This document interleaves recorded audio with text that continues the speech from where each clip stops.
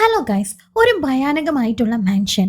ആ ഒരു മാൻഷനിലേക്ക് കയറാൻ എല്ലാവർക്കും പേടിയാണ്. അങ്ങനെ ഇരിക്കുമ്പോഴാണ് അമൃതയുടെ അച്ഛൻ ആ ഒരു മാൻഷനിലേക്ക് പോയതിനു ശേഷമാണ് കാണാതായതെന്ന് അവൾക്ക് മനസ്സിലാവുന്നത്. അത് അന്വേഷിച്ച് അവൾ പോകുമ്പോൾ അവിടെ നടന്ന ഒരുപാട് അമാനുഷിക സംഭവങ്ങൾ അറിയാൻ സാധിക്കുകയാണ് അവൾക്ക്. പിന്നീട് അവളുടെ അച്ഛന് യഥാർത്ഥത്തിൽ എന്താണ് സംഭവിച്ചത്, അവൾക്കിപ്പോ ആ ഒരു മാൻഷനിൽ പോയതിനു ശേഷം എന്താണ് സംഭവിക്കാൻ പോകുന്നത് എന്നെല്ലാം പറഞ്ഞ ഒരു വെബ് സീരീസ് ആണ് മാൻഷൻ 24. അതിന്റെ ഫുൾ എപ്പിസോഡാണ് നമ്മൾ ഈ ഒരു വീഡിയോയിൽ നോക്കാനായിട്ട് പോകുന്നത്. ഓൾറെഡി ഞാൻ അതിന്റെ 2 എപ്പിസോഡ്സ് അപ്ലോഡ് ചെയ്തിട്ടുണ്ട്. ഇനി ആകെ ഉള്ളത് 4 എപ്പിസോഡ്സ് ആണ്. അപ്പൊ ഇതിൽ ഞാൻ 6. ഈ സീരീസിന്റെ തുടക്കം തന്നെ അമൃത എന്ന് പറഞ്ഞ നമ്മുടെ ഹീറോയിനെയാണ് കാണിക്കുന്നത്. അവളുടെ ഒരു വോയിസ് ഓവറിലൂടെയാണ് ഇത് സ്റ്റാർട്ട് ചെയ്യുന്നത്. അവൾ എന്തോ ഒരു രഹസ്യം തേടി ഒരു മാൻഷനിലേക്ക് എത്തിയിരിക്കുകയാണ്. ആ ഒരു രഹസ്യം അവൾക്ക് കണ്ടെത്താനായിട്ട് പറ്റിയിട്ടുണ്ട്. പക്ഷെ അടി കൊണ്ട് അവള് നിലത്ത് കിടക്കാണ്. ആ രഹസ്യം അവൾ കണ്ടെത്തിയിട്ടുണ്ടെങ്കിൽ അത് ലോകത്തിന്റെ മുന്നിൽ അറിയിക്കാനായിട്ട് ഇനി അവള് ജീവനോട് ഉണ്ടാവണമെന്നില്ല. അവളുടെ ശരീരത്തിന്റെ കൂടെ ആ ഒരു രഹസ്യവും അലിഞ്ഞില്ലാതാവാൻ പോകാണ്. ഇപ്പൊ നേരെ ഫ്ലാഷ് ബാക്കിലേക്ക് പോവാണ്. സത്യത്തിൽ എന്താണ് അവിടെ സംഭവിച്ചതെന്ന് കാണിക്കാണ്.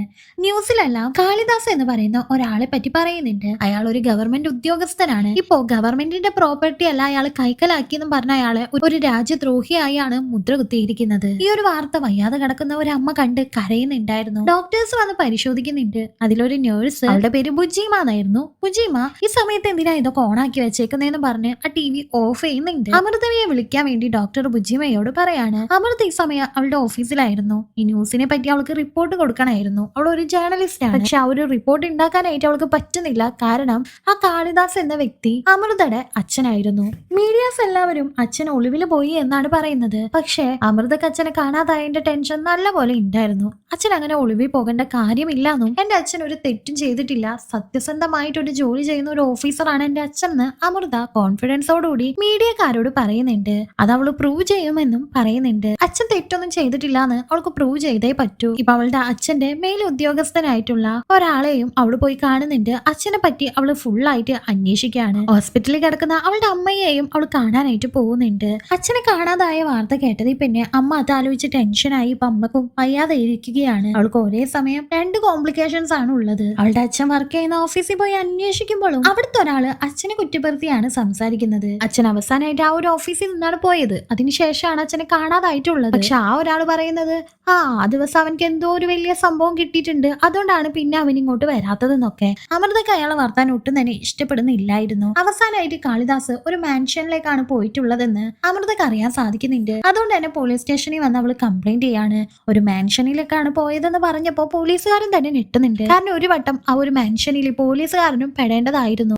എങ്ങനെയോ ആണ് അവൻ ജീവൻ കൊണ്ട് രക്ഷപ്പെട്ടതെന്നും അവിടേക്ക് ഒരാൾ പോയിട്ടുണ്ടെങ്കിൽ പിന്നെ രക്ഷിക്കാനായിട്ട് പറ്റില്ല എന്നും ആ ഒരു പോലീസുകാരൻ പറയുന്നുണ്ട്. തന്റെ അച്ഛനല്ലേ, അവൾക്കത് രക്ഷിച്ചാലല്ലേ പറ്റൂ. ഇതെല്ലാം കേട്ടോണ്ടിരുന്നിരുന്ന ഒരു കോൺസ്റ്റബിള് അമൃതയുടെ അടുത്തേക്ക് വന്ന ആ ഒരു മാൻഷൻ എവിടെയാണെന്ന് പറഞ്ഞു കൊടുക്കുന്നുണ്ട്. പക്ഷെ അവിടേക്ക് പോകുന്നത് വലിയ റിസ്ക് ആണെന്നും പറയുന്നുണ്ട്. അവൾ അതൊന്നും വകവെക്കാതെ മാൻഷനിലോട്ട് പോകുന്നുണ്ട് ഒരു ഓട്ടോ വിളിച്ചിട്ട്. ആ ഒരു ബിൽഡിംഗ് ഒരു വലിയ പഴക്കമേറിയ ഒരു ബിൽഡിംഗ് ആയിരുന്നു. അതിന് തൊട്ടടുത്ത് തന്നെ കുറച്ച് പൂജ ചെയ്യാനായിട്ട് ഒരു ചെറിയ ഓലമേഞ്ഞ വീട് ഉണ്ടായിരുന്നു. അതെല്ലാം അവള് ഫോട്ടോ എടുത്ത് വെക്കുന്നുണ്ട്. അവിടെ അവൾക്ക് കുറച്ച് പേടിപ്പിക്കുന്ന അനുഭവങ്ങളെല്ലാം ഉണ്ടാവുന്നുണ്ട്. അതിന്റെ അടുത്ത് തന്നെ ഒരു വീടുണ്ടായിരുന്നു. അതിലേക്ക് തുറന്ന് അവള് കേറാണ്. അവിടെ ഒരാളും ഉണ്ടായിരുന്നു. ആ ഒരാളോട് മാൻഷനെ പറ്റി അവള് ചോദിക്കുന്നുണ്ട്. അയാളും മാൻഷനെ ഭയക്കുന്ന ഒരാൾ തന്നെയായിരുന്നു. അവിടെ നടക്കുന്ന കാര്യങ്ങളെല്ലാം ശരിക്കും ഉണ്ടായത് തന്നെയാണെന്നാണ് അയാളും പറയുന്നത്. അവിടെ ക്ലീൻ ചെയ്യാൻ പോയ അയാളുടെ കണ്ണിൽ എന്തോ സൂചി പോലത്തെ എന്തോ കുത്തിക്കേറി ഒരു കണ്ണ് ഇപ്പൊ കാണാൻ സാധിക്കുന്നുണ്ടായിരുന്നില്ല. അയാൾ ആ ഒരു മാൻഷനെ പറ്റി പറയാനായിട്ട് തുടങ്ങാണ്. അവൾ അത് റെക്കോർഡ് ചെയ്യുന്നുണ്ട്. ആ ഒരാളോട് ജേർണലിസ്റ്റ് തന്നെയാണെന്നാണ് അവള് പറഞ്ഞിരിക്കുന്നത്.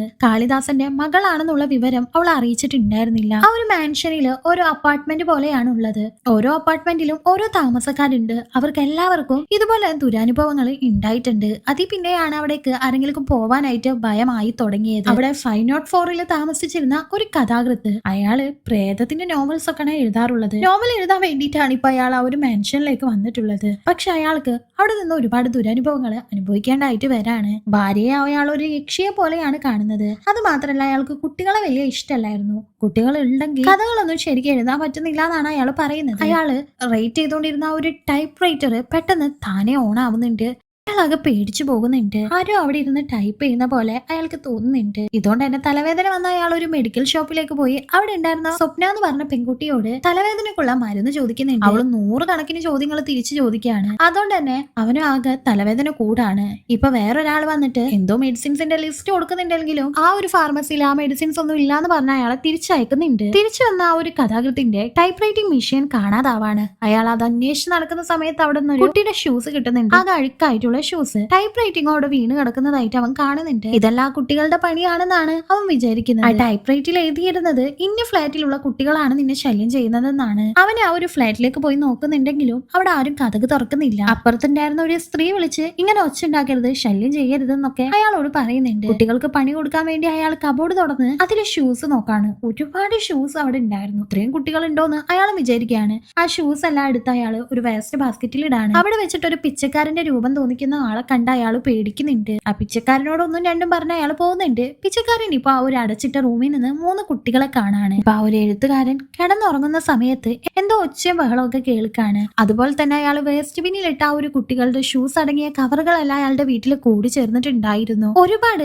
അഴുക്കേറിയ ഷൂസ് അയാൾക്ക് കിട്ടുന്നുണ്ട്. ഇപ്പോ പ്രേതങ്ങളെ പോലെ ഒരുപാട് കുട്ടികൾ വന്ന് അയാളെ ഉപദ്രവിക്കാണ്. പിന്നീട് അയാൾ ആരും കണ്ടിട്ടില്ലാന്ന് മാൻഷന്റെ കാവൽക്കാരനായിട്ടുള്ള ആള് അമൃതയോട് കഥ പറയാണ്. ഇപ്പൊ ഒരുപാട് നേരം വൈകിയതുകൊണ്ട് തന്നെ അമൃതയോട് പോയി നാളെ വരാനായിട്ട് അയാൾ ആവശ്യപ്പെടുന്നുണ്ട്. അമൃതയും ആ സ്ഥലത്ത് നിന്ന് തിരിച്ചു പോകുന്നുണ്ട്. അപ്പോഴാണ് ആ ഒരു കട്ടിലിനടിയിലായിട്ട് ഒരു കുട്ടിയുടെ അഴുക്ക് പിടിച്ച ഷൂ കാണുന്നത്. അമൃത കിടന്നുറങ്ങുന്ന സമയത്ത് ഒരു പ്രേതത്തിന്റെ പോലത്തെ കുട്ടി അവളുടെ മുന്നിൽ വന്ന് നിൽക്കുന്നുണ്ട്. അയാൾ പറഞ്ഞ ആ ഒരു കഥയിലുള്ള അഴുക്ക് പിടിച്ച ഷൂവും അവൾ കാണുന്നുണ്ട്. പക്ഷെ ഇതല്ല അവള് സ്വപ്നം കണ്ടതായിരുന്നു. സ്വപ്നം കണ്ട അവള് പേടിച്ച് ഞെട്ടി എണീക്കുന്നുണ്ട്. ഈ സമയത്ത് ഹോളിൽ നിന്ന് എന്തോ ഒരു സൗണ്ട് കേട്ട് പോയി നോക്കാണ്. ക്ലാസ് നിലത്ത് വീണതായിരുന്നു. വയ്യാതെ കിടക്കുന്ന അമ്മയുടെ മുകളിലായിട്ട് ഒരു കറുത്ത പൂച്ച കയറി നിൽക്കുന്നുണ്ട്. അമ്മയെ ഇപ്പൊ അവള് എടുത്തിരുന്ന് സമാധാനിപ്പിക്കുകയാണ്. അച്ഛനെ കാണാതായാലും പിന്നെയാണ് അമ്മ ഇങ്ങനെ വയ്യാതായിരിക്കുന്നത്. പക്ഷെ അമ്മയെ നോക്കിയിരിക്കാനുള്ള ടൈം അവൾക്ക് ഇല്ലായിരുന്നു. അച്ഛൻ അന്വേഷിച്ച് പോയേ പറ്റൂ. പക്ഷെ തനിക്ക് എന്തെങ്കിലും പറ്റിയിട്ടുണ്ടെങ്കിൽ അമ്മ ഒറ്റക്കാവുന്നുള്ള ഒരു ഭയം മാത്രമേ അവളെ വേട്ടയാടിയിരുന്നുള്ളൂ. ഇപ്പൊ അമ്മയെ നോക്കാനായിട്ട് ആ ഒരു ബുജ്ജിമ എന്ന് പറഞ്ഞ നേഴ്സിനെ അവളെ ഏർപ്പാടാക്കിയിട്ടുണ്ടായിരുന്നു.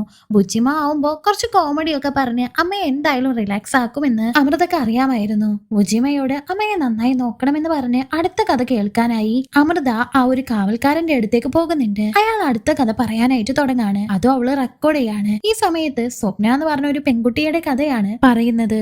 അവള് താമസിച്ചിരുന്നത് ആ ഒരു മാൻഷനില് 203 ഫ്ലാറ്റിലായിരുന്നു. കുളി കഴിഞ്ഞ് വരുന്ന സ്വപ്നക്ക് അവളുടെ അമ്മയുടെ കോള് വരുന്നുണ്ട്. അമ്മ പറയുന്നുണ്ട്, നിനക്ക് എന്നോട് സംസാരിക്കാനായിട്ട് ഇപ്പൊ തീരെ നേരമൊന്നുമില്ല. നിനക്ക് അവിടെ വല്ല ബോയ് ഫ്രണ്ട് ഉണ്ടോ? അതൊന്നും നല്ലതിനല്ല. നീ എന്നെ പോലെ കല്യാണം കഴിക്കുന്നതിന് മുമ്പ് പ്രഗ്നന്റ് ആയിട്ട് അതിന്റെ ആവലാതി നടക്കേണ്ട വരരുത്. നിന്റെ അച്ഛൻ എവിടാണെന്ന് പോലും എനിക്ക് കണ്ടുവെത്താൻ പറ്റിയിട്ടില്ല എന്നൊക്കെ. പക്ഷെ സ്വപ്ന അതിന് പറയുന്ന മറുപടി, എന്തെങ്കിലും വേണമെന്ന് ഞാൻ ആഗ്രഹിച്ചിട്ടുണ്ടെങ്കിൽ അത് നേടിയെടുക്കേണ്ടത് എങ്ങനെയാണെന്ന് എനിക്കറിയാം. പിന്നെ അമ്മ അത് ആലോചിച്ച് ടെൻഷൻ ഒന്നും അടിക്കണ്ട. എന്റെ കാര്യം എനിക്ക് നോക്കാൻ അറിയാന്ന് പറഞ്ഞ അവള് ഫോൺ കട്ട് ചെയ്യാണ്. അമ്മ വിചാരിച്ച പോലെ തന്നെ സ്വപ്നക്ക് ഒരു ബോയ് ഫ്രണ്ട് ഉണ്ടായിരുന്നു. അവരുടെ രണ്ടുപേരുടെ ഫോട്ടോ ഫ്രെയിം ചെയ്തതിലേക്ക് നോക്കി സ്വപ്നയൊന്ന് ചിരിക്കുന്നുണ്ട്. ആ സമയത്ത് എല്ലാം റേഡിയോ ഓൺ ആയിരുന്നു. റേഡിയോയിലൂടെ ഭാര്യയെയും 7 വയസ്സുള്ള മകനെയും കൊന്ന് രക്ഷപ്പെട്ട ഒരു കൊലയാളിയെ പറ്റി പറയുന്നുണ്ട്. അടുത്തുള്ള ഒരു ഫാർമസിയിലാണ് സ്വപ്ന ജോലി ചെയ്യുന്നത്. ഈ ഫാർമസിയിലേക്കായിരുന്നു നേരത്തെ ആ ഒരു എഴുത്തുകാരൻ തലവേദനയുടെ മരുന്ന് വാങ്ങാനായിട്ട് വന്നതും ആ സമയത്ത് വേറൊരാള് എന്തോ വേറെ മരുന്ന് വാങ്ങാനായിട്ട് വന്നതല്ല. ഇപ്പൊ ആ തലവേദനയുടെ മരുന്ന് വാങ്ങി എഴുത്തുകാരൻ പോയതിനു ശേഷം അവിടെ ഒളിച്ചിരുന്നായിരുന്ന അവളുടെ ഫ്രണ്ട് ആയിട്ടുള്ള ആ ഒരു പെണ്ണ് ചാടി അവളെ പേടിപ്പിക്കുന്നത്. അവളുടെ ആ ഒരു കൊളീഗ് ലീവ് പറഞ്ഞതായിരുന്നു. പക്ഷെ ഭർത്താവിന്റെ അമ്മയുടെ തല്ല സഹിക്കാൻ പറ്റാതെയാണ്. അത് സഹിക്കാൻ പറ്റാണ്ടാണ് അവള് തിരിച്ച് ജോലിയിൽ പ്രവേശിച്ചത്. സ്വപ്ന കണ്ടിന്യൂസ് ആയിട്ട് ഉറക്ക ഗുളികൾ കഴിക്കുമായിരുന്നു. പക്ഷെ ഇതിനോട് ആ ഒരു കൊളീഗിന് തീരെ താല്പര്യമില്ല. ഇങ്ങനെ നീ ഒരുപാട് ഗുളിക കഴിച്ചിട്ടുണ്ടെങ്കിൽ അതിന് അഡിക്ഷൻ വരും, അത് ചെയ്യല്ലേ എന്ന് ആ ഒരു കൊളീഗ് അവളോട് പറയുന്നുണ്ട്. അത് മാത്രല്ല സ്വപ്നക്ക് ഒരാളായിട്ട് ബന്ധമുണ്ടെന്ന് പറഞ്ഞില്ലേ, അയാൾക്ക് വേറെ ഭാര്യയും മക്കളും ഒക്കെ ഉണ്ട്. അത് നല്ലതിനല്ലാന്ന്, നീ അത് വിട്ടേക്ക്. കല്യാണം കഴിഞ്ഞ ഒരാളെ സ്നേഹിക്കുന്നത് എന്തിനാന്നൊക്കെ അവൾ ഉപദേശിക്കുന്നുണ്ട്. എന്നാൽ സ്വപ്ന ഇതൊന്നും കേൾക്കുന്നില്ല. കല്യാണം കഴിഞ്ഞാലും എനിക്ക് അയാളെ തന്നെ മതി എന്നുള്ള ഒരു ചിന്തയിലായിരുന്നു സ്വപ്ന. സ്വപ്നക്ക് ഇപ്പോൾ അവളുടെ ബോയ് ഫ്രണ്ടിന്റെ അടുത്ത് നിന്ന് കോള് വരുന്നുണ്ട്. അവള് ബേബിന്ന് വിളിച്ചൊക്കെ അവനോട് സംസാരിക്കുകയാണ്. അവന് ഒരുപാട് ഇഷ്ടമായിരുന്നു. 2-3 ദിവസമായി അവൻ വീട്ടിലേക്ക് വന്നിട്ട് ഇന്ന് രാത്രി അവൻ വീട്ടിലേക്ക് വരുന്നുണ്ടെന്ന് സ്വപ്നയോട് പറയാണ്. അവളിങ്ങനെ ഫോണിലൂടെ സംസാരിച്ചുകൊണ്ടിരിക്കുമ്പോഴാണ് അവളുടെ കൊളീഗ് പുറത്തു നിന്ന് അകത്തേക്ക് കയറി വരുന്നത്. അപ്പൊ ഇത്ര നേരം അവളുടെ കൂടെ കൂടെ സംസാരിച്ചുകൊണ്ടിരുന്നിരുന്നത് ആരാണെന്ന് അവൾക്ക് മനസ്സിലാവുന്നില്ല. ഫ്രണ്ടിനോട് ചോദിക്കുമ്പോൾ അവൾ ഇപ്പൊ തന്നെ എത്തിയിട്ടുള്ളൂ എന്നും സ്വപ്നയോട് പറയുന്നുണ്ട്. അവളുടെ ഹാലൂസിനേഷൻ ആണെന്ന് കരുതി അത് മറന്നു കളയാണ്. രാത്രി സമയം തന്റെ ബോയ് ഫ്രണ്ടിന് വേണ്ടി അവൾ വെയിറ്റ് ചെയ്തുകൊണ്ടിരിക്കുകയാണ്. ആ സമയത്ത് അവൻ വന്ന് ബെല്ലടിക്കുന്നുണ്ട്. അവനാകെ മഴ കൊണ്ട് നനഞ്ഞിട്ടുണ്ടായിരുന്നു. ഭയങ്കര ദേഷ്യത്തിലായിരുന്നു അവൻ. സ്വപ്ന കാര്യം തിരക്കുമ്പോഴാണ് ഭാര്യയുള്ള സമയത്ത് സ്വപ്ന വിളിച്ചപ്പോ ഭാര്യ അവളുടെ കോള് കണ്ടു. അങ്ങനെ അവര് തമ്മിൽ പ്രശ്നമായി. ഇനി കുറച്ചു ദിവസത്തേക്ക് അവൻ ഇവിടെ നിൽക്കുമെന്നും ആരോടും ഞാൻ ഇവിടെ ഉണ്ടെന്ന് പറയരുതെന്നും സ്വപ്നയോട് അവൻ പറയുന്നുണ്ട്. അവളും അതിന് സമ്മതിക്കുകയാണ്. സ്വപ്നയ്ക്ക് അവനെ വളരെ ഇഷ്ടമായിരുന്നു. അന്ന് രണ്ടുപേരും ഒന്നിച്ചാണ് കിടന്നുറങ്ങുന്നത്. ആ സമയത്ത് സ്വപ്ന എന്തോ ഒരു സൗണ്ട് കേട്ട് എണീക്കുന്നുണ്ട്. അത് മാത്രല്ല വാതിൽ തന്നെ തുറന്നടയുന്നുണ്ട്. ബോയ് ഫ്രണ്ടിനെ വിളിക്കുന്നുണ്ടെങ്കിലും അവൻ നല്ല ഉറക്കത്തിലായിരുന്നു. ഒന്നും അറിയുന്നില്ല. അവളുടെ ഹാലൂസിനേഷൻ ആണെന്ന് കരുതി സ്വപ്ന സ്ലീപ്പിംഗ് പിൽസ് എടുത്ത് കഴിക്കുകയാണ്.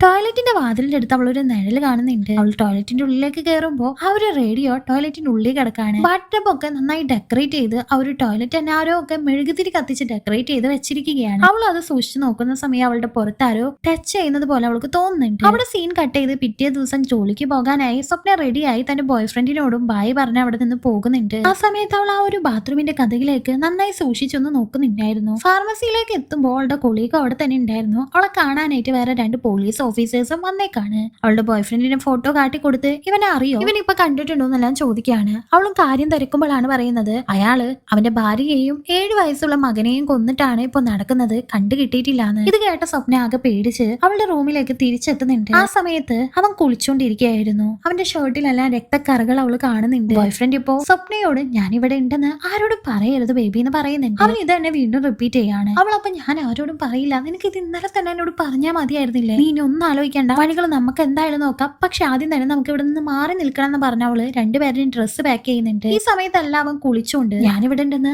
ആരോടും പറയരുത് ബേബി, ഞാനിവിടെ ഉണ്ടെന്ന് ആരോടും പറയരുത് ബേബി എന്ന് എന്നെ പറഞ്ഞുകൊണ്ടിരിക്കുകയാണ്. അവൾക്കും നിനക്കെന്താ ഭ്രാന്താണോ, പറഞ്ഞു തന്നെ പറഞ്ഞുകൊണ്ടിരിക്കുന്നത് എന്തിനാന്ന് ചോദിക്കുന്നുണ്ട്. ഒന്നും മനസ്സിലാവുന്നില്ല. ആ സമയത്താണ് പുറത്ത് ആരോ കോണിമല്ല അടിക്കുന്നത്. അവളും ഐഹോളിലൂടെ ആരാന്ന് നോക്കുമ്പോ അത് അവളുടെ ബോയ് ഫ്രണ്ട് ആയിരുന്നു. അപ്പൊ ഉള്ളിൽ കുളിച്ചോണ്ടിരിക്കുന്നത് ആരാണ്, കുളിക്ക മാത്രല്ല അവൻ പറഞ്ഞുകൊണ്ടിരിക്കുന്നുണ്ട് ഞാനിവിടെ ഉണ്ടെന്ന് ആരോടും പറയരുത് ബേബി എന്ന്. അവൾ ആകെ പേടിക്കുന്നുണ്ട്. ഇപ്പൊ ബോയ് ഫ്രണ്ട് അവള് വിളിച്ചിട്ട് കഥക് തുറക്കാത്തോണ്ട് തന്നെ അവളുടെ ഫോണിലേക്ക് വിളിക്കുകയാണ്. നീ അകത്തില്ലേന്ന് ചോദിക്കാണ്. ആരോടും പറയരുത് ബേബിന്ന് ആ ഒരാൾ പറയുന്നത് ബോയ് ഫ്രണ്ട് കേൾക്കുന്നുണ്ട്. എന്റെ കൂടെ ആരാന്ന് ചോദിക്കാണ്. അവള് വേഗം കഥക് തുറന്ന് ബോയ് ഫ്രണ്ടിന്റെ അകത്തേക്ക് കയറ്റാണ്. ഞാൻ വന്നപ്പോ ആ ഒരാൾ ഇവിടെ കുളിച്ചോണ്ടിരിക്കുകയാണെന്നും ഞാനിവിടെ ഉണ്ടെന്ന് ആരോടും പറയരുതെന്ന് പറഞ്ഞുകൊണ്ടിരിക്കുകയാണെന്നും ബോയ് ഫ്രണ്ടിനോടും പറയാണ്. ബോയ് ഫ്രണ്ട് ഇപ്പൊ ഒരു ചുറ്റിക എടുത്ത് അവനെ കൊല്ലാനായിട്ട് വാതിലിനടുത്തേക്ക് അടുത്തടുത്ത് പോവാണ്.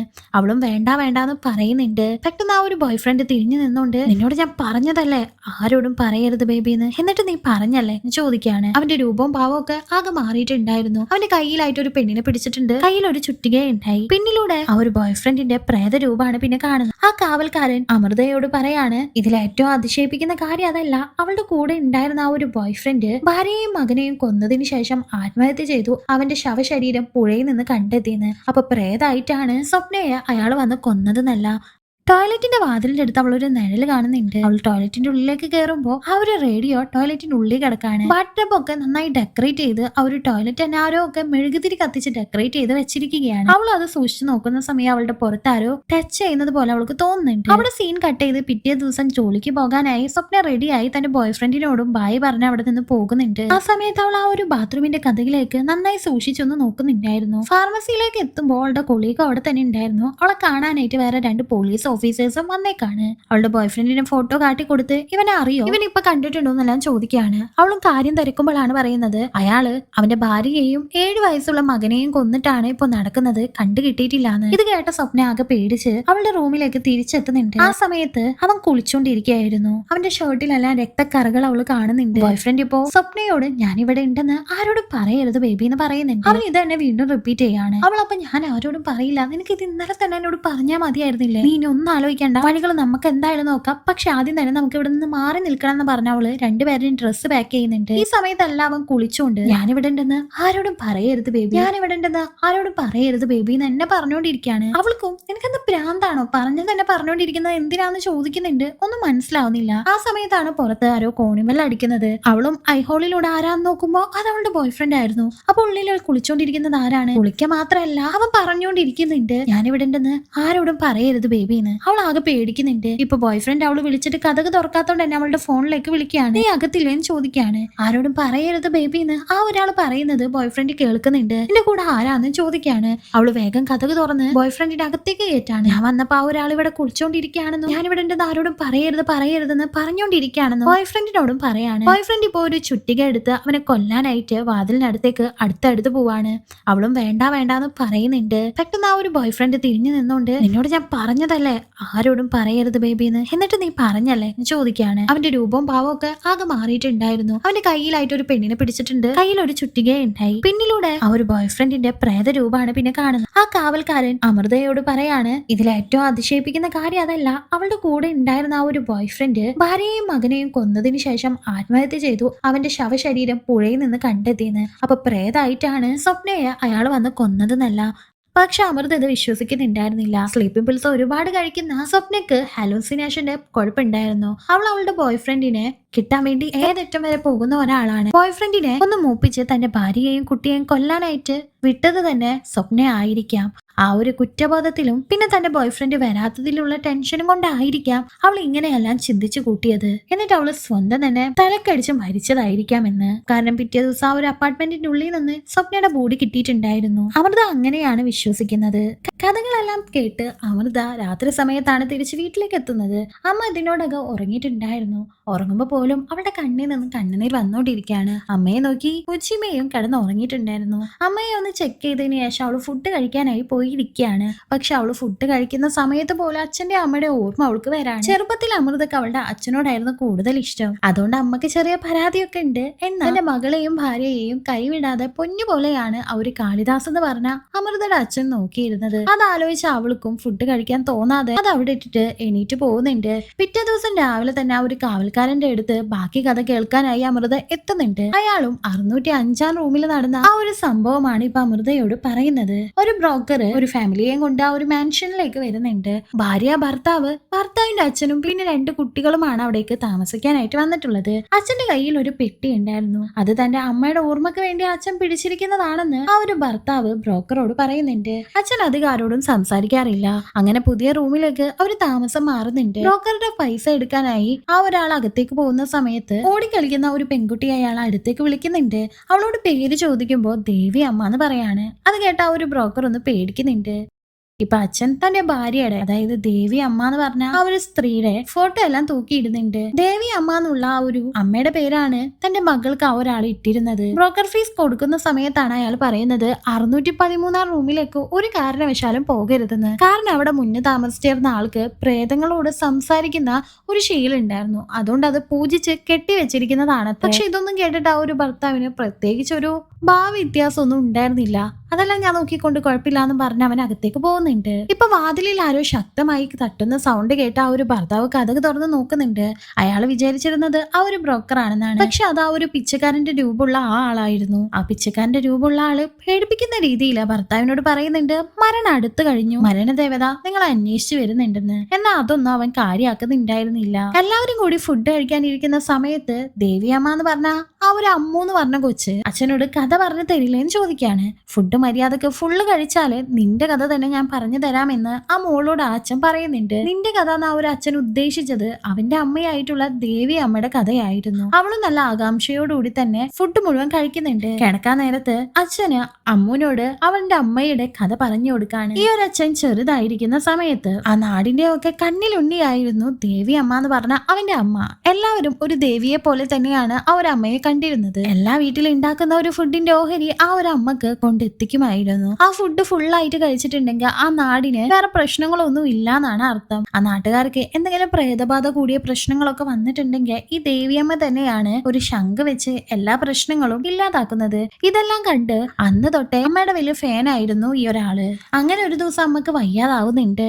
അമ്മ മരിക്കുന്നതിന് മുമ്പ് തന്റെ മകനോട് നീ കരയണ്ട, ഞാൻ തിരിച്ചു വരും എന്ന് പറഞ്ഞിട്ടാണ് പോകുന്നത്. അത് അവന്റെ മനസ്സിൽ ഇപ്പോഴും ഉണ്ടായിരുന്നു. തന്റെ അമ്മ എത്ര കാലം കഴിഞ്ഞാലും തിരിച്ചു വരുമെന്നാണ് ആ ഒരു മകൻ വിചാരിക്കുന്നത്. അമ്മയെ തിരിച്ചു കൊണ്ടുവരാനായി പൂജകളൊക്കെ ചെയ്ത് അവൻ ഒരുപാട് ശ്രമിക്കുന്നുണ്ട്. പക്ഷെ ഇതുവരെ അവനിക്ക് അമ്മയെ തിരിച്ചു കൊണ്ടുവരാനായിട്ട് പറ്റിയിട്ടില്ല. അവൻ ഇപ്പോഴും തന്റെ അമ്മയെ തിരിച്ചു കൊണ്ടുവരാനുള്ള ആ ഒരു പ്രയത്നത്തിലായിരുന്നു. രാത്രി സമയത്ത് ഈ കഥകളാണോ കുട്ടികൾക്ക് പറഞ്ഞു കൊടുക്കുന്നതെന്ന് ചോദിച്ച് ഭാര്യ അയാളെ ചീത്ത പറയുന്നുണ്ട്. അച്ഛനോട് ആ ഒരു മകള് അച്ഛൻ എന്തിനാ തോറ്റു കൊടുക്കുന്നത്, ഇനിയും ശ്രമിക്കുക, അമ്മമ്മ തീർച്ചയായിട്ടും വരുമെന്ന് പറയുന്നുണ്ട്. ഇപ്പൊ ആ ഒരു ഭർത്താവിന്റെ അച്ഛൻ അവന്റെ കയ്യിലേക്ക് അമ്മ ഉപയോഗിക്കാറുള്ള ആ ഒരു ശംഖിന്റെ പൊതി എടുത്ത് കൊടുക്കാണ്. അതായത് അമ്മയെ വിളിക്കുക എന്നുള്ള രൂപത്തില്. രാവിലെ തന്നെ അവിടെ ജോലിക്ക് വരുന്ന സ്ത്രീ വന്ന എല്ലാ ജോലികളും തീർത്തു വെക്കുന്നുണ്ട്. രാധ എന്ന് പറഞ്ഞ ഒരു പെണ്ണ് ജോലിക്ക് പോവാൻ തയ്യാറെടുത്തുകൊണ്ടിരിക്കുകയാണ്. മക്കൾക്ക് ഇന്ന് സ്കൂൾ ഇല്ലാത്തതുകൊണ്ട് അവര് പോകുന്നുണ്ടായിരുന്നില്ല. അവളും ജോലിക്കായി പോകുന്നുണ്ട്. മക്കളോട് പുറത്തിറങ്ങരുതെന്ന് പറഞ്ഞിട്ടാണ് അവൾ പോകുന്നത്.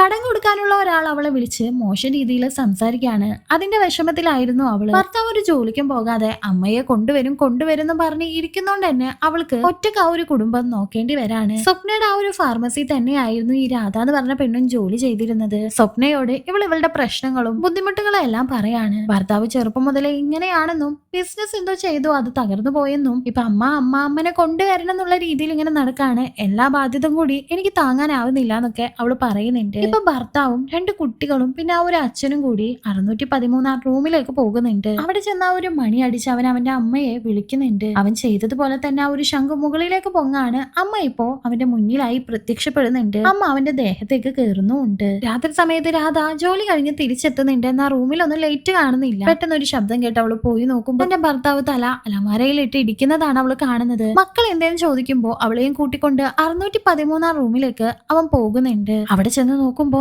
അവന്റെ അമ്മ അവിടെ പ്രത്യക്ഷമായിട്ടുണ്ടായിരുന്നു. അമ്മ ഫുഡ് കഴിച്ചുകൊണ്ടിരിക്കുകയാണ്. ഇപ്പോ അവനും സന്തോഷത്തോടുകൂടി ഇനി അമ്മ എങ്ങോട്ട് പോകരുതെന്നും പോകാണെങ്കിൽ എന്നെയും കൊണ്ട് പോകണമെന്നെല്ലാം പറയുന്നുണ്ട്. രാധ ഇപ്പൊ ആ ഒരു സ്ഥലത്തേക്ക് വന്ന് നോക്കുമ്പോൾ എന്താന്ന് വെച്ചാല് അവന്റെ അമ്മയായിട്ട് ഇരിക്കുന്നത് ആ ഒരു ചെറിയ കുട്ടിയായിട്ടുള്ള അമ്മു ആയിരുന്നു.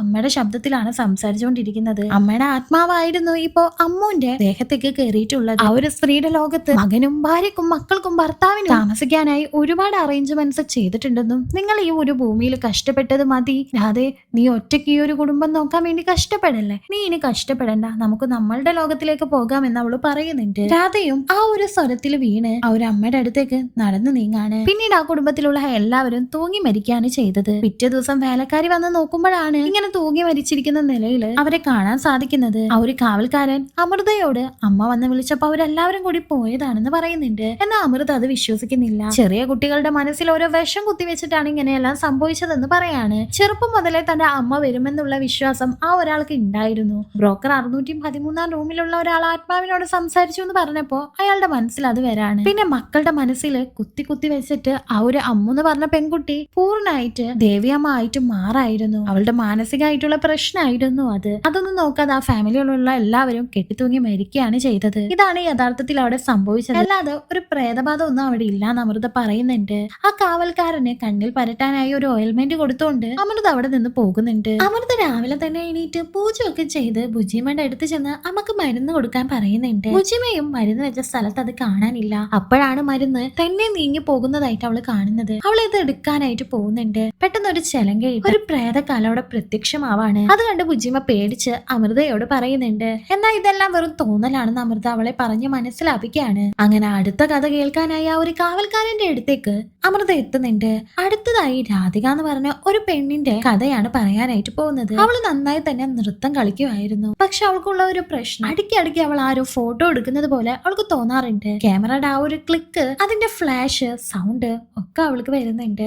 കണ്ണാടിയിൽ അവളുടെ ആ ഒരു രൂപം എനങ്ങാതെ നിൽക്കാണ്. അവള് ചെയ്യുന്ന ആക്ഷൻസ് എല്ലാം അവള് ചെയ്ത് കഴിഞ്ഞതിന് ശേഷമാണ് കണ്ണാടിയിലുള്ള രൂപം അത് ചെയ്യുന്നത്. അവസാനം ആ കണ്ണാടിയിലുള്ള രൂപത്തിന് അത് ചെയ്യാൻ പറ്റാതെ ആവുന്നുണ്ട്. ആ ദേഷ്യത്തിൽ അവളുടെ വിരലുകളെല്ലാം കണ്ണാടിയിൽ വെച്ച് തന്നെ ആ ഒരു രൂപം ഒടിച്ചു കളയാണ്. ആ ഒരു വേദന അവൾക്ക് നന്നായി തന്നെ അനുഭവപ്പെട്ടിരുന്നു. പക്ഷെ ഇതെല്ലാം രാധിക സ്വപ്നം കണ്ടതാണ്. ആ സ്വപ്നത്തിൽ നിന്ന് അവള് ഞെട്ടി എണീക്കുന്നുണ്ട്. തന്റെ ഭർത്താവ് വീഡിയോ കോൾ ചെയ്യുന്നുണ്ട്. ഭർത്താവിന് അവളോട് വലിയ സ്നേഹമായിരുന്നു. ഇപ്പൊ അവള് പ്രഗ്നന്റും കൂടിയാണ്. അവളോട് ആവശ്യമില്ലാത്ത കാര്യങ്ങളെല്ലാം മറക്കാനും പഴയ കാര്യങ്ങളെല്ലാം ഓർമ്മിക്കേണ്ടെന്നും ആ ഒരു ഭർത്താവ് പറഞ്ഞ് മനസ്സിലാപ്പിക്കുന്നുണ്ട്. പക്ഷെ രാധിക വല്ലാത്ത ടെൻഷനിലായിരുന്നു. ഇന്നാണ് അവൾക്ക് ഡോക്ടറെ കാണാൻ പോകേണ്ട ദിവസം. അതും ഭർത്താവ് തന്നെയാണ് ഓർമ്മിപ്പിക്കുന്നത്. ഭർത്താവ് അവൾക്കായി ഒരു സർപ്രൈസ് ഗിഫ്റ്റ് അയച്ചിട്ടുണ്ടായിരുന്നു. അതിപ്പോഴാണ് വരുന്നത്. അവള് പുറത്തുപോയി അത് എടുത്തു കണ്ടെന്ന് നോക്കുമ്പോ അതൊരു പാവക്കുട്ടിയാണ്. ഒരുപാട് പാവക്കുട്ടികളുടെ കളക്ഷൻ അവിടെ ഉണ്ടായിരുന്നു. അതിന്റെ കൂട്ടത്തിൽ ഈ ഒരു പാവയെയും അവൾ കൊണ്ടുപോയി വെക്കുന്നുണ്ട്. കൂട്ടത്തിൽ ഉണ്ടായിരുന്ന ഒരു പാവയുടെ തല തന്നെ തിരിയാണ്. അവൾ അങ്ങനെ സ്കാനിങ്ങിനായി ഡോക്ടറെ അടുത്തേക്ക് പോകുന്നുണ്ട്. സ്കാൻ ചെയ്യുന്ന സമയത്തും അവൾ ആരോ ഫോട്ടോ എടുക്കുന്നത് പോലെ അവൾക്ക് തോന്നാണ്.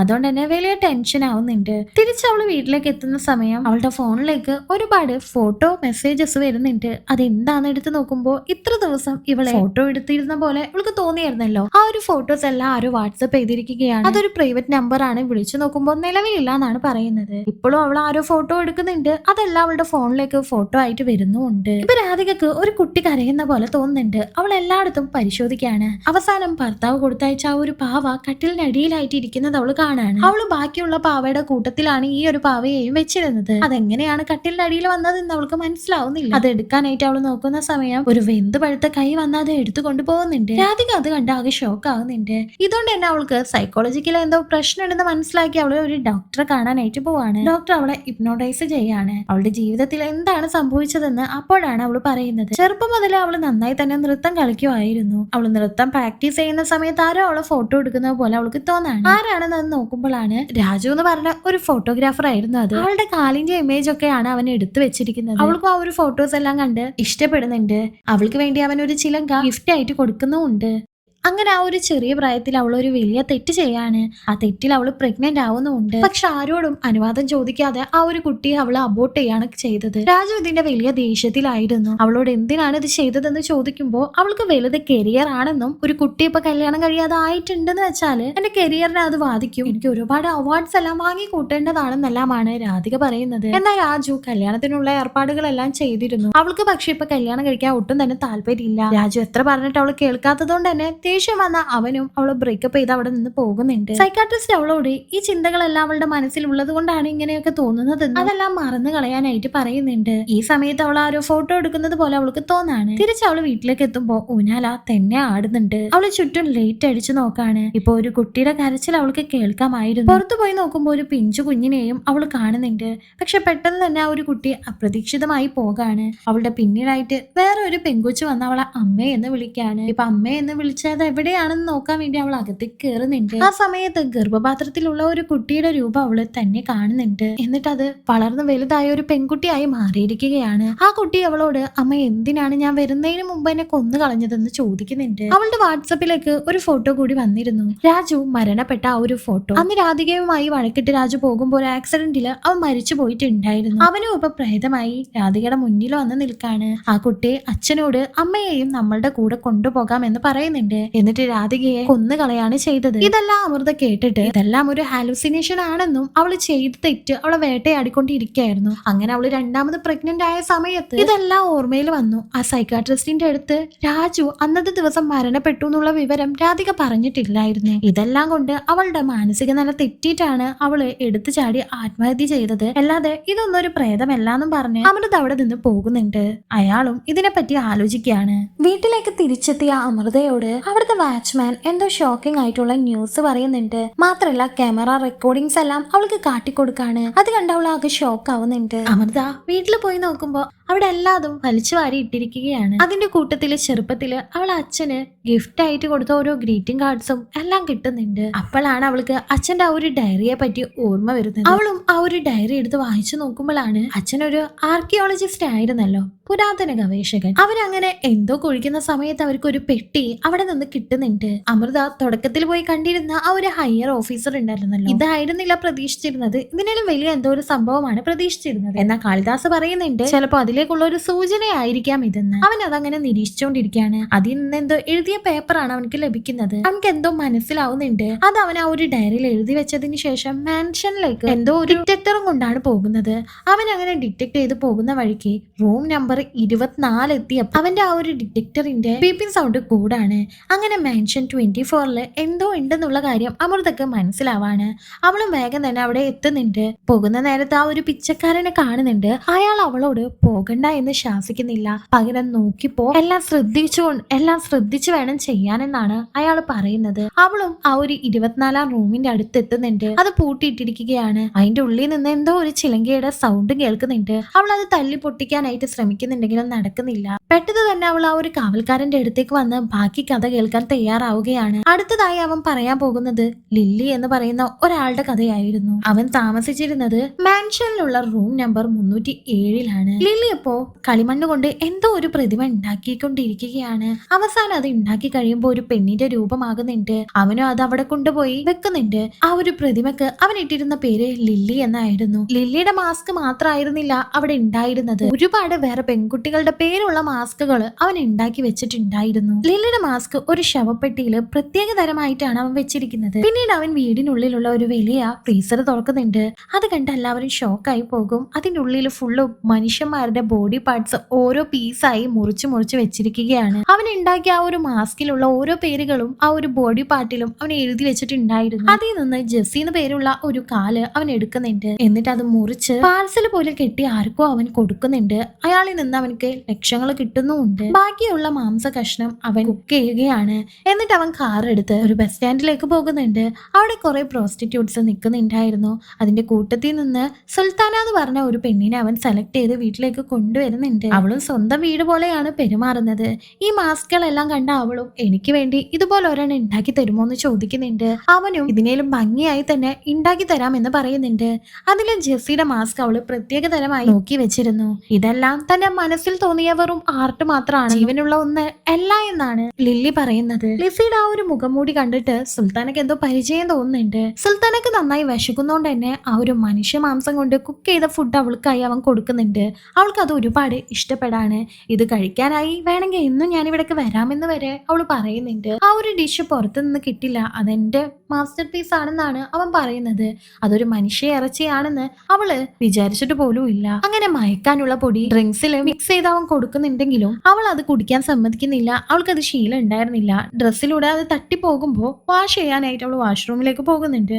ഒരു ഡ്രസ്സ് എടുത്ത് അവൻ അവൾക്ക് വേണ്ടി കൊടുക്കാണ്. അവര് രണ്ടുപേരും കട്ടിലിൽ കിടക്കുന്ന സമയം ചെസ്സിയുടെ ആ ഒരു മാസ്ക് ഇട്ട ഒരു രൂപം അവൾ കാണുന്നുണ്ട്. അവൾ ആകെ പേടിക്കുന്നുണ്ട്. അത് നോക്കാനായി ലില്ലി അവിടേക്ക് പോകുമ്പോ ആ ഒരു മാസ്ക് അവിടെ കാണുന്നുണ്ടായിരുന്നില്ല. സുൽത്താനെ പേടിച്ചിട്ട് ഞാൻ പൊക്കോട്ടെ എന്ന് ചോദിക്കുന്നുണ്ട്. എന്നാൽ അവൻ വെയിറ്റ് ചെയ്യാനാണ് പറയുന്നത്. അവൻ നിരീക്ഷിക്കുന്ന സമയത്ത് ലിസിയുടെ രൂപം വന്ന് അവനെ കൊന്നുകളയാണ്. അവളുടെ തലക്കടി കിട്ടുന്നുണ്ട്. പിന്നീട് അവൾക്ക് ഭ്രാന്താവാണ് ചെയ്തത്. ലില്ലി മരിച്ചു പോകുകയും ചെയ്തു. ഈ ഒരു കഥ കേട്ടതിന് ശേഷം അമൃതക്ക് തിരിച്ചൊന്നും തന്നെ പറയാൻ കിട്ടുന്നുണ്ടായിരുന്നില്ല. കാരണം ഇതിനുള്ള ഉത്തരം അവൾക്ക് അറിയില്ല. അവൾ അവിടെ നിന്ന് പോകുമ്പോ ആ കാവൽക്കാരനും ഉത്തരം അറിയാതാകുമ്പോ നിശബ്ദത എല്ലാവർക്കും ഉള്ളതാണെന്നും നിനക്ക് ഇതിന്റെ ഉത്തരം അറിയോ ഇല്ലയോ, ഇനി നമ്മ കാണേണ്ട വരോ ഇല്ലയോ എന്ന് ചോദിക്കുന്നുണ്ട്. അവൾ ഇതിന് ഞാൻ ഉത്തരം കണ്ടുപിടിച്ചിട്ട് വരുമെന്ന് പറഞ്ഞിട്ടാണ് അവിടെ നിന്ന് പോകുന്നത്. ആ ഒരു സംഭവത്തിന് ശേഷം സുൽത്താന എന്ന് പറഞ്ഞ ആ പെൺകുട്ടിക്ക് മെന്റലി പ്രശ്നം വരുന്നുണ്ട്. അവള് കിടന്ന ആ ഒരു സെല്ലിലും ചുറ്റുള്ളവരോടൊക്കെ അമൃത അന്വേഷിക്കാണ്. ആ സെല്ലില് ഒരുപാട് എന്തോ ഹിൻസും ചിത്രങ്ങളെല്ലാം അവൾ വരച്ചു വെച്ചിരുന്നു. എന്തോ ഒരു ക്ലൂ കിട്ടിയ അമൃതയും ലൈബ്രറി ചെന്ന് 2018 ന്യൂസ് പേപ്പർ എടുത്ത് അതിലെ വാർത്ത ഒരെണ്ണം നോക്കാണ്. അത് മിസ്സിംഗ് കേസ് ആയിരുന്നു. റസിയ എന്ന് പറഞ്ഞ ഒരു പെൺകുട്ടിയെ കാണാനില്ല എന്നുള്ള ഒരു കേസ്. ആ റസിയയുടെ രൂപം കറക്റ്റ് ആ ലിസി എന്ന് പറഞ്ഞ ആ ഒരു പെണ്ണിന്റെ രൂപം പോലെ തന്നെയായിരുന്നു ഉണ്ടായിരുന്നത്. ഇപ്പൊ പോലീസ് സ്റ്റേഷനിൽ ചെന്ന ആ ഒരു ഫോട്ടോ കാട്ടി അമൃത ആ ഡീറ്റെയിൽസ് എല്ലാം എടുക്കുന്നുണ്ട്.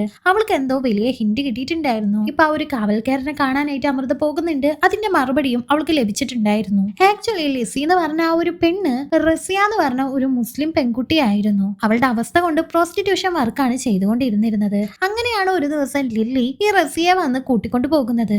അവനിക്ക് ഈ മാംസ കച്ചവടമായിരുന്നല്ലോ പണി. ഒരു ഐഡന്റിറ്റിയും ഇല്ലാതെ ഇങ്ങനെ പ്രോസിക്യൂഷനോ അല്ലെങ്കിൽ പിച്ചക്കാരോ അങ്ങനത്തെ ആൾക്കാരെയാണ് ലിസി ചൂസ് ചെയ്യാറുള്ളത്. വീട്ടിലേക്ക് കൊണ്ടുവന്ന അവനും റസിയെ കെട്ടിയിട്ടതിന് ശേഷം അവളുടെ കാലാണ് ആദ്യം മുറിച്ചത്. പക്ഷേ ലിസി റസിയെ കൊണ്ടുപോകുമ്പോ ആലോചിച്ചിട്ടുണ്ടായിരുന്നില്ല അവൾക്കൊരു സഹോദരി ഉണ്ടായിരുന്നു എന്നുള്ള കാര്യം. അവളായിരുന്നു ഈ സുൽത്താന. ലിസി വന്ന് റസിയെ കൊണ്ടുപോകുന്നത് സുൽത്താന കണ്ടിട്ടുണ്ടായിരുന്നു. പിന്നീട് അവള് വീട്ടിലേക്ക് തിരിച്ചെത്താണ്ടായപ്പോ സുൽത്താനക്ക് ഡൗട്ട് വരാണ്. അവള് പോലീസ് സ്റ്റേഷനിൽ ചെന്ന് കംപ്ലൈന്റ് ചെയ്യുന്നുണ്ട്. ആ ഒരു കംപ്ലൈന്റ് ചെയ്തപ്പോ തന്റെ സഹോദരിയാണ് റസിയ എന്ന് പറഞ്ഞ് സുൽത്താനയും റസിയെ നിൽക്കുന്ന ഒരു ഫോട്ടോ പോലീസ് സ്റ്റേഷനിൽ അവൾ കൊടുത്തിട്ടുണ്ടായിരുന്നു. ആ ഫോട്ടോ കണ്ടിട്ടാണ് ഇപ്പോ അമൃത അത് മനസ്സിലാക്കിയത്. അങ്ങനെ ഒരു ദിവസം ഇവളെ കൂട്ടിക്കൊണ്ടുപോയ ആ ലിസിയുടെ വീട്ടിലേക്ക് തന്നെ പോകണമെന്ന് സുൽത്താനയും വിചാരിക്കുന്നുണ്ട്. സുൽത്താന ലിറ്റ് ടാറ്റു കുത്തിയിട്ടുണ്ടായിരുന്നു കയ്യില്. അത് കണ്ടിട്ടാണ് അത് തന്റെ അനിയത്തിയുടെ കൈയാണെന്നുള്ള കാര്യം സുൽത്താന മനസ്സിലാക്കുന്നത്. അവൾ ഒരുപാട് അവിടെ നിന്ന് കരയുന്നുണ്ട്. ഈ സമയത്താണ് താൻ കഴിച്ചത് തന്റെ അനിയത്തിയുടെ മാംസം തന്നെയാണെന്ന് സുൽത്താന മനസ്സിലാക്കുന്നത്. ഇതെല്ലാം അമൃത മനസ്സിലാക്കിയത് സുൽത്താനയെ ഡയറക്റ്റ് പോയി കണ്ട് അവളോട് സംസാരിച്ചപ്പോഴാണ്. ഈ കാര്യങ്ങളെല്ലാം കാവൽക്കാരനോട് പറയുന്നുണ്ട്. പക്ഷെ ഒരു രഹസ്യം മാത്രമാണ് അവൾക്ക് മനസ്സിലാകാത്തത്. ആ മാൻഷൻ 24 എന്താണ് ഉള്ളതെന്ന്. അത് കേട്ട അയാളും ഒന്ന് ഞെട്ടുന്നുണ്ട്. അവളുടെ കയ്യിലായിട്ട് മാൻഷൻ 24 താക്കോൽ അയാൾ എടുത്ത് കൊടുക്കുന്നുണ്ട്. അവളും അത് വാങ്ങി പോകുമ്പോ അയാള് സൂക്ഷിച്ചു പോണേ മോളെ എന്ന് പറയുന്നുണ്ട്. അവൾ ആ ഒരു റൂമിന്റെ കീ തുറന്ന് അവിടെ നോക്കുന്ന സമയത്ത് ചിലങ്കയുടെ ശബ്ദം ശബ്ദങ്ങളെല്ലാം അവൾ കേൾക്കുന്നുണ്ടായിരുന്നു. ഒരു ശവപ്പെട്ടി തന്നെ ഓപ്പൺ ആയി വരുന്നുണ്ട്. അതിൽ നിന്ന് ഒരു കയ്യും പുറത്തേക്ക് വരുന്നുണ്ട്. പക്ഷെ അതിന്റെ ഉള്ളിൽ നോക്കുമ്പോൾ ഒന്നും തന്നെ കാണാനില്ല. അപ്പോഴാണ് ആ ഒരു ശവപ്പെട്ടി വെച്ചതിന്റെ അടിയിലായിട്ട് ഒരു ലോക്ക് ഉണ്ടെന്ന് അവൾ മനസ്സിലാക്കുന്നത്. അത് തുറന്ന് അവൾ അടിയിലേക്ക് പോകുന്നുണ്ട്. അപ്പൊ ഒരു സമാധി പോലെ കെട്ടിയിട്ടിരിക്കുന്നത് അവൾ കാണുന്നുണ്ട്. തന്റെ അച്ഛനെ എവിടെ പോയി അന്വേഷിക്കുമെന്ന് കരുതി അവൾ ഒരു മിനിറ്റ് സൈലന്റ് ആയി നിൽക്കാണ്. ആ ഒരു സമാധിയില് അവൾ അച്ഛന്റെ ചരട് കണ്ടെത്തുന്നുണ്ട്. ആ അച്ഛന് ചരട് ഒരു അപകടവും പറ്റാതിരിക്കാൻ വേണ്ടി അവള് തന്നെ കെട്ടിക്കൊടുത്തതായിരുന്നു. അവള് തന്റെ അച്ഛനെ അത്രത്തോളം സ്നേഹിച്ചിരുന്നു. ഒരു ചുറ്റിക എടുത്ത് ആ ഒരു കല്ല് പൊളിക്കാനായി അവൾ ശ്രമിക്കുന്നുണ്ട്. അത് വീണ്ടൊരു കല്ല് നിലത്ത് വീഴുമ്പോൾ തന്റെ അച്ഛന്റെ മരിച്ച ശവശരീരം അവൾക്ക് കാണാൻ സാധിക്കുന്നുണ്ട്. അച്ഛന്റെ മുഖം കണ്ട അവളും കരയാണ്. ഈ സമയത്ത് അവിടേക്ക് ഒരു കാവൽക്കാരൻ വരുന്നുണ്ട്. യഥാർത്ഥത്തിൽ ഈ ഒരു കാവൽക്കാരൻ തന്നെയായിരുന്നു വില്ലൻ. ഈ ഒരു മാൻഷനിൽ നടന്ന കഥകളെല്ലാം കുറച്ചു പൊലിപ്പിച്ച് അവൻ പറഞ്ഞതാണെന്ന് ഓൾറെഡി അമൃതക്ക് അറിയാമായിരുന്നു. കാരണം അമൃത ഇയാളെ കാണാൻ വന്ന സമയത്തെ ഇവൾക്ക് അറിയാമായിരുന്നു അച്ഛന്റെ കൂടെ ആർക്കിയോളജിയിൽ വർക്ക് ചെയ്യുന്ന ഒരു ചീഫായിരുന്നു അയാളെന്ന്. എന്തിനാണ് തന്റെ അച്ഛനെ കൊന്നതെന്ന് അയാളോട് അവള് ചോദിക്കുന്നുണ്ട്. സംഭവം ഈ ഒരു മാൻഷനിൽ കാളിദാസ് ഒരുപാട്, അതായത് പത്മനാഭൻ സ്വാമി ക്ഷേത്രത്തിലുള്ള സ്വർണത്തിനേക്കാളും 10 ഇരട്ടി സ്വർണം നിധി കണ്ടെത്തിയിട്ടുണ്ടായിരുന്നു. അത് ഗവൺമെന്റിനെയും ഹയർ ഓഫീസേഴ്സിനെയും അറിയിക്കണമെന്ന് ഈ ചീഫിനോട് കാളിദാസൻ പറയാണ്. എന്നാൽ ചീഫ് അതിന് സമ്മതിക്കുന്നില്ല. ഇത് നമുക്ക് അവകാശപ്പെട്ടതാണ്, ആരെ അറിയിക്കേണ്ടെന്ന് അയാൾ പറയാണ്. എന്നാൽ ഇതൊരു വിശ്വാസ വഞ്ചനയാണെന്നും എന്റെ ജോലിയെ ഞാൻ ഒരിക്കലും ദുരുപയോഗം ചെയ്യില്ല എന്നും കാളിദാസ് പറയുന്നുണ്ട്. അതുകൊണ്ട് തന്നെ അവിടെ ഇട്ട് കാളിദാസിനെ കളയാണ്. ആ പോലീസുകാരൻ ഉണ്ടായിരുന്നല്ലോ, അയാൾ പോലും മാൻഷനി വെച്ച് തനിക്ക് അപകടം പറ്റിയിട്ടുണ്ടെന്നൊക്കെ അമൃതയോട് പറഞ്ഞില്ലേ, അത് നുണയായിരുന്നു. അയാളും കൂടി നിന്നാണ് കാളിദാസിനെ കൊന്നു കളഞ്ഞത്. തന്റെ കൂടെ ഉണ്ടായിരുന്ന വേറൊരു ഓഫീസറുടെ കയ്യില് ആ ഒരു മാപ്പ്, അതായത് ആ ഒരു നിധി കുഴിച്ചിട്ടിരിക്കുന്ന ആ ഒരു മാപ്പ് കാളിദാസ് ഏൽപ്പിച്ചിട്ട് അത് ഹയർ ഓഫീസറെ ഏൽപ്പിക്കാനായിട്ട് പറയുന്നുണ്ട്. അയാളും ശരി എന്ന് പറയാണ്. പക്ഷെ അയാൾ നേരെ അത് കൊണ്ടുപോയി കൊടുക്കുന്നത് ചീഫിനെ ആയിരുന്നു. അക്ഷരാർത്ഥത്തിൽ പറയുകയാണെങ്കിൽ അയാൾ അതനുസരിക്കുകയാണ് ചെയ്തത്. ചീഫ് തന്നെ ആയിരുന്നല്ലോ ഹയർ ഓഫീസർ. ഇവരുടെ കൂടെ അയാളും കൂടുന്നുണ്ട്. എന്നിട്ട് കാളിദാസിനെ അതിന്റെ ഉള്ളിൽ കെട്ടി സമാധിയാക്കുകയാണ് അവർ ചെയ്തത്. ഇപ്പൊ അവരുടെ മകളെയും അതിനുള്ളിൽ തന്നെ ആക്കാനായിട്ട് അവർ ശ്രമിക്കുകയാണ്. അമൃതയെ അടിച്ചിട്ടതും ആ ഒരു സമാധി പൊളിച്ചുകൊണ്ട് കാളിദാസിന്റെ ആത്മാവ് പുറത്തേക്ക് വന്ന ആ ചീഫിനെയും ബാക്കി എല്ലാവരെയും അടിച്ചിടുന്നുണ്ട്. കൊന്നു തന്നെ കളയാണ്. എന്നിട്ട് തന്റെ അച്ഛന്റെ ആത്മാവിനെയും കൂട്ടിക്കൊണ്ട് അവള് വീട്ടിലേക്ക് വരുന്നുണ്ട്. അച്ഛനെ കണ്ട ആ ഒരു അമ്മയുടെ അസുഖവും എല്ലാം മാറാണ്. അമ്മയുടെ അസുഖം മാറിയതും കാളിദാസ് അവിടെ നിന്ന് അപ്രതീക്ഷിതനായി പോകുന്നുണ്ട്. അമ്മയും മകളും അവിടെ കെട്ടിപ്പിടിച്ച് തന്റെ അച്ഛൻ മരിച്ചത് അക്സെപ്റ്റ് ചെയ്യാണ്. ഇപ്പൊ വാർത്തകളിലെല്ലാം പ്രൈഡ് ഓഫ് നേഷൻ കാളിദാസ് എന്നാണ് എഴുതിയിട്ടുള്ളത്. ആദ്യം അയാളെ രാജ്യദ്രോഹിയായിട്ടായിരുന്നു മുദ്ര കുത്തിയിരുന്നത്. തന്റെ മകളായിട്ട് അത് മാറ്റുന്നുണ്ട്. അതുപോലെ തന്നെ സത്യത്തിൽ അവിടെ എന്താണ് നടന്നതെന്നും അമൃത പുറത്തു കൊണ്ടുവരാണ്. തന്റെ അച്ഛനെ നീതി നടപ്പാക്കാൻ നോക്കിയത് കൊണ്ട് ഉയർന്ന ഉദ്യോഗസ്ഥരാണ് കൊന്നു കളഞ്ഞതെന്നല്ല. അച്ഛന്റെ ആ ഒരു നഷ്ടപ്പെട്ട ജോലി അമൃതക്ക് കിട്ടുന്നുണ്ട്. അവൾ ആ ഒരു ജോലി നല്ല സത്യസന്ധതയോടുകൂടി തന്നെ മുന്നോട്ട് കൊണ്ടുപോവാമെന്ന് കരുതാണ്. അപ്പോൾ അവൾക്ക് 3 തലയുള്ള ഒരു സർപ്പത്തിന്റെ കോയിൻ കിട്ടുന്നുണ്ട്. അത് അവളുടെ കൈയെ പിടിച്ചുകൊണ്ട് അവള് വേറൊരു ഉദ്യോഗസ്ഥന് കാട്ടിക്കൊടുക്കുമ്പോൾ അയാൾ അത് വലിച്ചെറിയാനായിട്ട് പറയുന്നുണ്ട്. പക്ഷെ പെട്ടെന്ന് അമൃതയെ അവിടെ നിന്ന് ആരോ വലിച്ചു കൊണ്ടുപോകാണ്. ഇവിടെ വെച്ചിട്ടാണ് ഈ ഒരു മാൻഷൻ 24 സീസൺ 1 കഴിയുന്നത്. ഇനി സീസൺ 2 വന്നിട്ടുണ്ടോ ഇല്ലേ എനിക്കറിയില്ല. എന്തായാലും ഈ ഒരു വെബ് സീരീസ് നിങ്ങൾക്ക് ഇഷ്ടപ്പെട്ടോ എന്ന് കമന്റ് ചെയ്തേക്കണേ. താങ്ക്